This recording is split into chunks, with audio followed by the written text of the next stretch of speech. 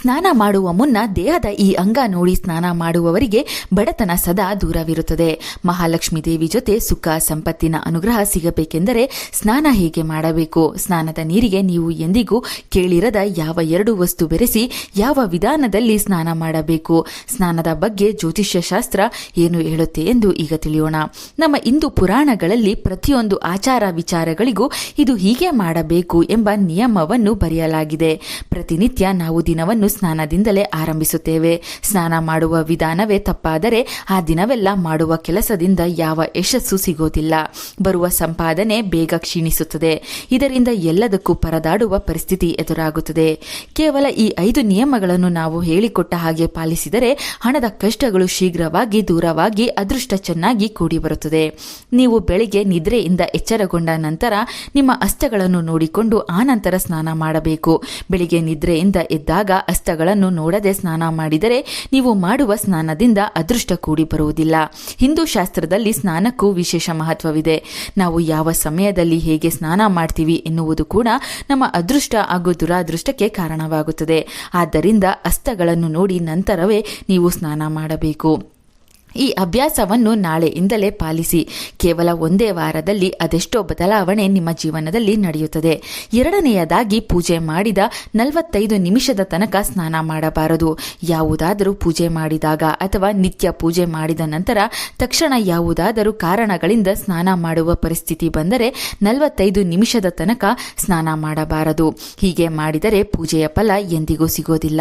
ಪೂಜೆ ಮಾಡಿದ ನಂತರ ಕನಿಷ್ಠ 1 ಮುಹೂರ್ತ ಕಾಲ ಅಂದರೆ 45ರಿಂದ 48 ನಿಮಿಷಗಳ ಕಳೆದ ನಂತರವಷ್ಟೇ ಸ್ನಾನ ಮಾಡಬೇಕು. ಆದಷ್ಟು ಸೂರ್ಯೋದಯಕ್ಕೂ ಮುನ್ನವೇ ಎದ್ದು ಸ್ನಾನ ಮಾಡುವ ಅಭ್ಯಾಸವನ್ನು ರೂಢಿಸಿಕೊಳ್ಳಿ. ಇನ್ನು ಎಷ್ಟೋ ಜನ ದೇವಾಲಯಗಳಿಗೆ ಹೋಗಿ ಮನೆಗೆ ಬಂದ ತಕ್ಷಣ ಕೈಕಾಲುಗಳನ್ನು ತೊಳೆಯುತ್ತಾರೆ. ಇನ್ನು ಕೆಲವರು ಪುಣ್ಯಕ್ಷೇತ್ರಗಳಿಂದ ಬಂದ ತಕ್ಷಣ ಮೈಕೈ ನೋವು, ಬಿಸಿ ನೀರು ಬೇಕು ಎಂದು ಸ್ನಾನ ಮಾಡಿಬಿಡುತ್ತಾರೆ. ಇದರಿಂದ ಪುಣ್ಯಕ್ಷೇತ್ರ ದರ್ಶನ ಮಾಡಿದ, ದೇವರ ದರ್ಶನ ಮಾಡಿದ ಫಲ ಸಿಗೋದಿಲ್ಲ. ಮನೆಗೆ ಬಂದ 45 ನಿಮಿಷ ಕಳೆದ ನಂತರವಷ್ಟೇ ಕೈಕಾಲು ತೊಳೆಯಬೇಕು ಅಥವಾ ಸ್ನಾನ ಮಾಡಬೇಕು. ಎಷ್ಟೋ ಜನರ ಮನೆಯಲ್ಲಿ ನೋಡಿರುತ್ತೀರಿ, ಹಣಕಾಸಿನ ಸಮಸ್ಯೆ, ನಾನಾ ಕಷ್ಟಗಳು ತಾಂಡವ ಆಡ್ತಾ ಇರುತ್ತೆ. ಆ ಮನೆಯ ಸದಸ್ಯರಲ್ಲಿ ಶಿಸ್ತು ಅನ್ನೋದು ಇರೋದಿಲ್ಲ. ಸೂರ್ಯ ಉದಯಿಸಿದ ನಂತರವೂ ಮಲಗಿರ್ತಾರೆ. ಸೂರ್ಯ ಉದಯಿಸಿದ ನಂತರ ಸ್ನಾನ ಮಾಡ್ತಾರೆ. ಯಾವಾಗಲೂ ಸೂರ್ಯೋದಯಕ್ಕೂ ಮುನ್ನವೇ ಸ್ನಾನ ಮಾಡಬೇಕು. ಪುರುಷರು ಯಾವಾಗ ಸ್ನಾನ ಮಾಡಿದರೂ ತಲೆ ಸಮೇತ ಸ್ನಾನ ಮಾಡಬೇಕು. ತಲೆಗೆ ಒಂದಿನ ಮೈಗೆ ಒಂದಿನ ಎಂದು ಸ್ನಾನ ಮಾಡಬಾರದು. ತಲೆ ಸಮೇತವಾಗಿಯೇ ಸ್ನಾನವನ್ನು ಮಾಡಬೇಕು. ಸ್ತ್ರೀಯರು ವಾರಕ್ಕೆ 1 ಅಥವಾ 2 ಸಲ ತಲೆ ಸ್ನಾನ ಮಾಡಬೇಕೆಂದು ಶಾಸ್ತ್ರ ಹೇಳುತ್ತೆ. ನಗ್ನವಾಗಿ ಎಂದಿಗೂ ಯಾರೇ ಆಗಲಿ ಸ್ನಾನ ಮಾಡಬಾರದು. ಮೈ ಮೇಲೆ ಕೊಂಚವಾದರೂ ಬಟ್ಟೆ ಇಟ್ಟುಕೊಂಡು ಸ್ನಾನ ಮಾಡಬೇಕು. ಅಗ್ನಿ ದೇವರ ಕೋಪಕ್ಕೆ ಇದರಿಂದ ಗುರಿಯಾಗ್ತೀರಾ. ಅದರಲ್ಲೂ ಪುರುಷರು ಎಂದಿಗೂ ನಗ್ನವಾಗಿ ಸ್ನಾನ ಮಾಡಬಾರದು. ಏಲಕ್ಕಿಯ ಪುಡಿಯನ್ನು ಸ್ನಾನದ ನೀರಿಗೆ ಬೆರೆಸಿ ಸ್ನಾನ ಮಾಡಿದರೆ ಜೀವನದಲ್ಲಿ ಅದೃಷ್ಟ ಹೆಚ್ಚಾಗುತ್ತದೆ. ಮಹಾಲಕ್ಷ್ಮಿ ಹಾಗೂ ಶುಕ್ರನ ಬಲ ವೃದ್ಧಿಯಾಗುತ್ತದೆ. ಭಯಂಕರವಾದ ಶತ್ರುಬಾಧೆಗಳಿದ್ದರೆ ಅಂತರ್ಗತ ಶತ್ರುಗಳೆಲ್ಲ ದೂರವಾಗಲು 2 ಲವಂಗವನ್ನು ಬೆರೆಸಿ ಸ್ನಾನವನ್ನು ಮಾಡಬೇಕು. ವಿಳೆದೆಲೆಯನ್ನು ಸ್ನಾನದ ನೀರಿಗೆ ಹಾಕಿ ಸ್ನಾನ ಮಾಡುತ್ತಾ ಬಂದರೆ ಸಮಾಜದಲ್ಲಿ ಗೌರವ, ಪ್ರತಿಷ್ಠೆ ಹೆಚ್ಚಾಗುತ್ತದೆ. ವಿಪರೀತವಾಗಿ ಧನಲಾಭ, ಲಕ್ಷ್ಮೀ ಕೃಪೆ, ಮಾನಸಿಕ ನೆಮ್ಮದಿ.